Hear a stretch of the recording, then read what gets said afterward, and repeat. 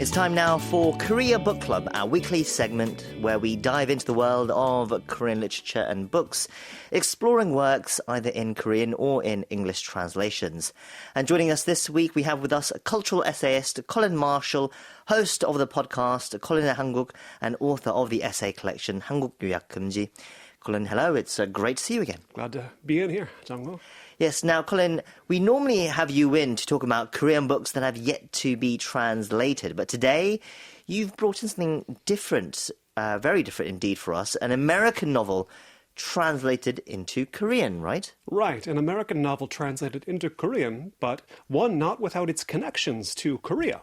It's Tomorrow and Tomorrow and Tomorrow by Gabrielle Zevin, which was originally published in the United States in 2022.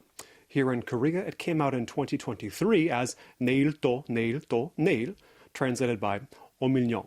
And just recently, it appeared on a list published by the New York Times of the 100 best books of the 21st century, as selected by more than 500 novelists, poets, and critics. Wow, okay, so it's a very much acclaimed book then, but given that we're not particularly far into 2025, it would seem rather early to be drawing up a list of the best books of the century. Granted, yes, this all comes with a certain risk of jumping the gun. In February of 1925, after all, The Great Gatsby hadn't even come out yet. In February of 1825, there were still a dozen years to go or so before the first novel by a certain Charles Dickens. Yet anyone who's been reading literature in English over the past couple of decades will recognize books they've enjoyed in the New York Times Top 100, or at least books they remember critics having made a fuss over. David Mitchell's Cloud Atlas, Jennifer Egan's A Visit from the Goon Squad, Roberto Bolaño's 2666, Zadie Smith's White Teeth, W.G. Sebald's Austerlitz, Cormac McCarthy's The Road, Helen DeWitt's The Last Samurai, Kazuo Ishiguro's Never Let Me Go, Jonathan Franzen's The Corrections. The list goes on, quite literally. Right. The Vegetarian by Korea's own Nobel laureate Han Gang came in at number 49. And the Korean-American writer Min Jin Lee's popular historical novel Pachinko, which is set across Korea, Japan, and the United States, placed at number 15. Okay, so a lot of familiar titles there, I think, for a lot of our listeners. How about Tomorrow and Tomorrow and Tomorrow, then, which we're discussing today? Where did this book rank in the Times Top 100 list? Number 76, and here's the description included in its entry, and I quote, "The title is Shakespeare. The terrain, more or less, is video games. Neither of those bare facts telegraphs the emotional and narrative breadth of Zevin's breakout novel, her fifth for adults. As the childhood friendship between two future game makers blooms into a rich creative collaboration and later alienation, the book becomes a dazzling disquisition on art, ambition, and the endurance of platonic love." Okay, so I think that does set us up very nicely then. Video games, art, and friendship. So tell us more. Who are these two future game makers then, and what kind of games do they make? They're called Sam and Sadie, and in the novel, Zevin traces the course of their relationship from childhood onward. They meet in the 1980s playing Nintendo in the hospital ward where Sam is recovering from a broken foot, and Sadie's older sister is receiving cancer treatments. And their shared love of video games is what binds them, and what, after subsequent years of lost contact, brings them back together into a professional collaboration when they happen to meet again as college students in Boston. With the assistance of Sam's non-technical but highly charismatic roommate Marks and Sadie's game design professor turned boyfriend Dov, they develop a game called Ichigo, which becomes not just a hit but a pop cultural sensation, and which vaults them to the status of video game auteurs. Okay, you mentioned that these protagonists, Sam and Sadie, first meet in the 80s, which I suppose then makes this a historical novel, albeit one set in recent history. By the time they make this game, Ichigo, then, it must be the late 90s then? That's about right. Gabrielle Zevin was born in 1977, so she's a few years older than me.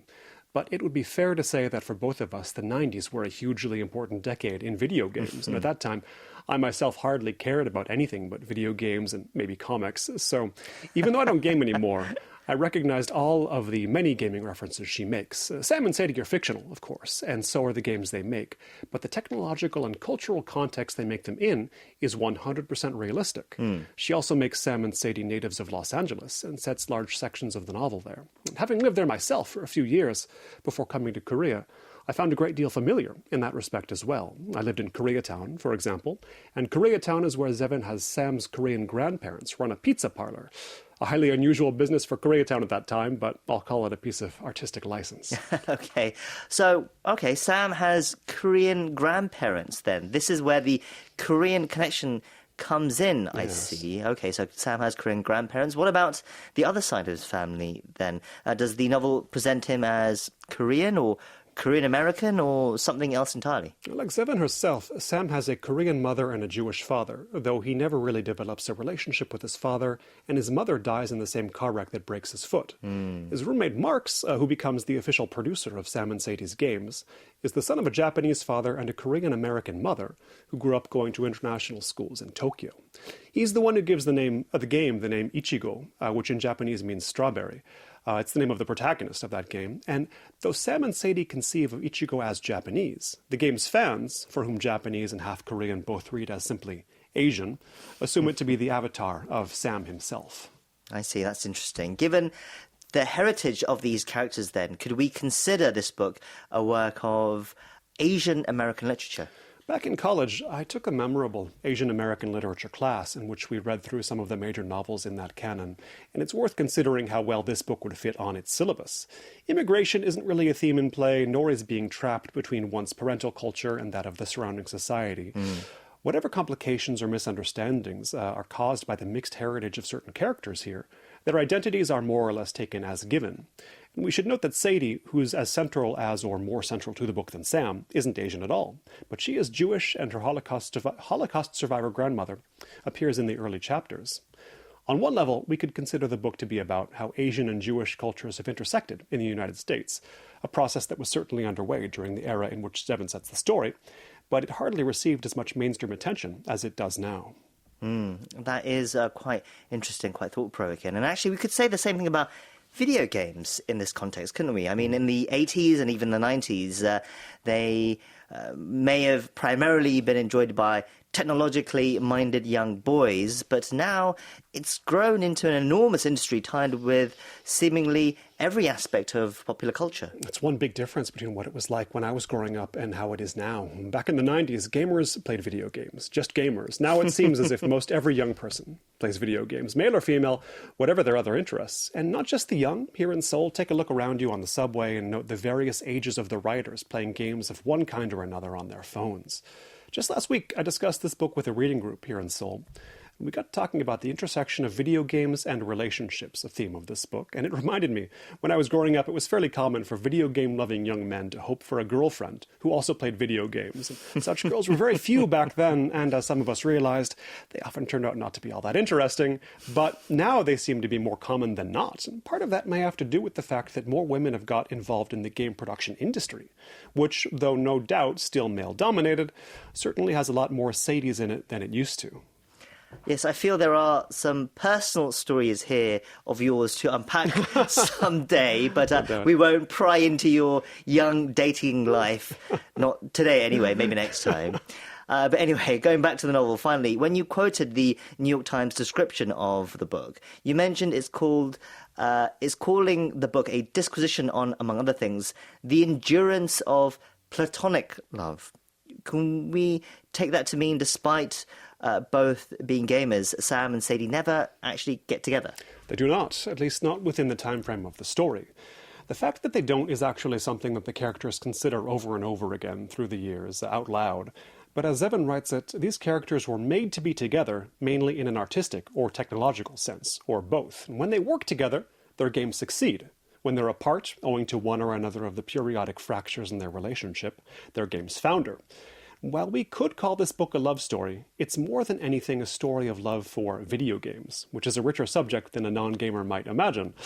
And given the robustness of the gaming industry and culture in this country, that's hardly a theme Korean readers should have any trouble understanding. Certainly, you can understand why this book has crossed over with a Korean translation, considering the topic and the characters, and considering its popularity. There are a lot of books in the West that get translated into Korean, right?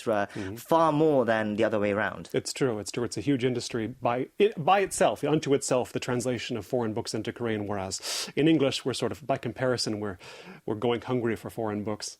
Sure, and in Korea it is quite startling to see how many foreign books get translated. I think it is perhaps something that Korean audiences take for granted almost, but it is something special, the fact that so many books are translated, right? That's true. They get a big selection and growing bigger all the time. Well, it sounds like a fascinating book, a fascinating modern story as well. Once again, it's called Tomorrow and Tomorrow and Tomorrow. And that was our pick for Korea Book Club this week. Colin, thank you for that review today. We appreciate you coming in, and we'll talk to you again soon. Take care. See you soon, Jang-ho. And that wraps up our show for today. We'll be back same time tomorrow. So do join us again then to continue to get your daily dose of Korean news analysis. Till then, we hope you have a wonderful day. I've been your host, Kwon Jang-ho, and thank you as always for listening. Goodbye.